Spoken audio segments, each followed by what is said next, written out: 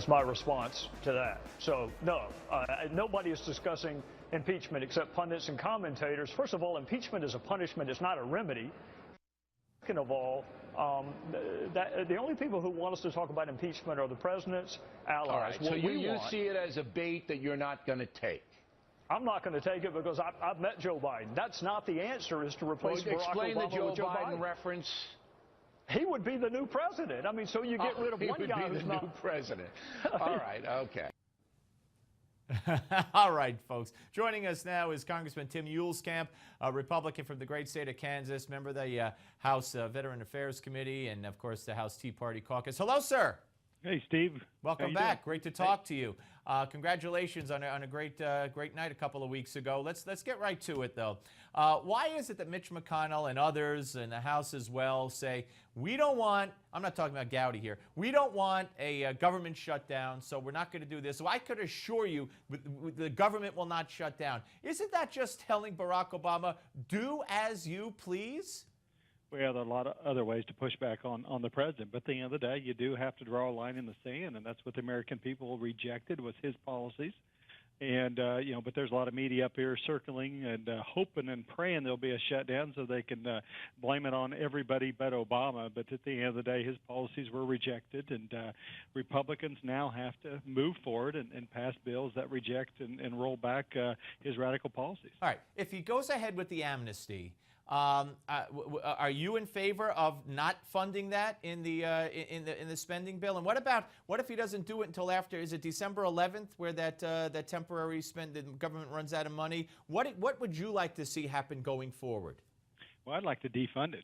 Congress should have done this back in June of 2012, the last time he did amnesty via executive order, which created this massive humanitarian crisis at the border this summer.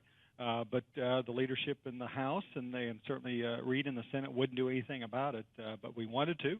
We pushed back. So I'm in favor of if he hasn't done it by the time we leave, we have a very short-term CR. So when we have a new Senate and come back in January, then we'll have a chance to take away the money for implementing an executive amnesty. And if he doesn't sign anything that has that money taken out, who will be shutting down the government? You or him?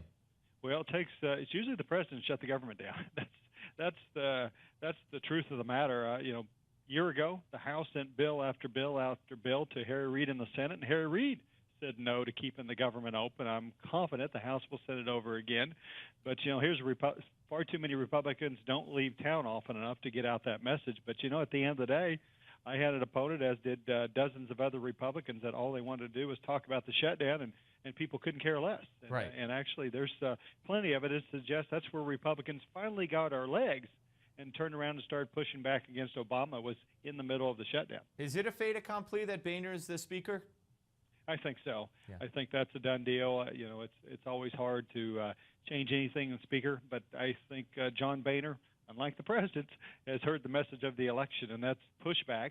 Even, gosh darn it, used the word fight against Obama's radical policies. And on the other hand, you have the president just telling the American people he's defiant, he's going to do whatever he wants, and I think there's a real showdown ahead. And it might come in the next week, it might come in January, but it's definitely on its way. And what about Keystone? I mean, if you listened to his press conference the other night, in the middle of the night before he left Asia, he sounded like a man who was going to veto it if it passes.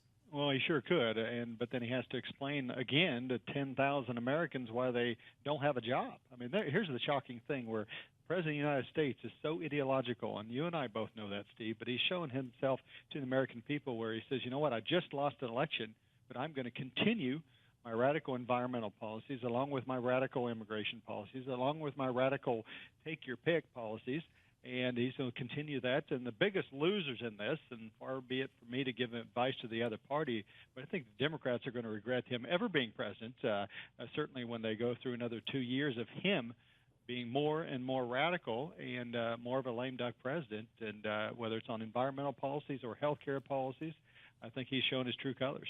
He lied when he said you could keep your doctor if you want, and you could keep your insurance policy if you want. Do you believe the other night when he said he just found out about Gruber? And I mean, do you believe him at all? Well, there's no evidence yet that Gruber's helping put together the amnesty issue. I'm just kidding. But how do you take a guy at his word? You don't. You just assume unless you can verify it, that they're not telling the truth over there. So, but yeah, the political lie of the year came for the president on Obamacare. It matches exactly what Gruber said, but this is the way these folks operate, and that's what the American people said they've had enough of.